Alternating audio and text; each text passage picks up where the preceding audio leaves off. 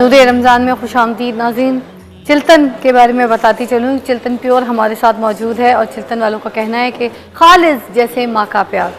ठीक है, इनके गिफ्ट हैम्पर्स हमारे साथ कुछ मौजूद हैं। मैं चाहूँगी कि हमारी ऑडियंस में भी हमारे मेहमान भी हैं हमारे पास, तो हम ये चिल्तन के गिफ्ट्स जो है आप में से किसी को देंगे ज़रूर। और ये चिल्तन प्योर का जो गिफ्ट हैम्पर है प्लीज़ ऑडियंस में दीजिएगा जी, मेरी बहनों में से किसी को दीजिएगा सबसे पहले, बल्कि हाँ ये दीजिए जी बहन को। वाह जी, चिल्तन प्योर। और उसके साथ एक और गिफ्ट हैम्पर, ये जो येलो जोड़े हुए बहन बैठी है ना, इनको भी दीजिए जो बेटी के साथ है। हाँ ये भी आपके साथ जाएगा। और भाइयों में ये जो भाई पीछे बैठे हैं ना, टोपी वाले भाई, इनको भी दीजिएगा।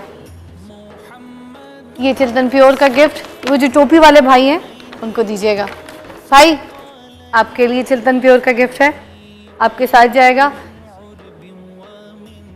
अच्छा जी, हमारे मेहमानों की तरफ चलते हैं, अपने टॉपिक की तरफ आते हैं, मगर उससे पहले एक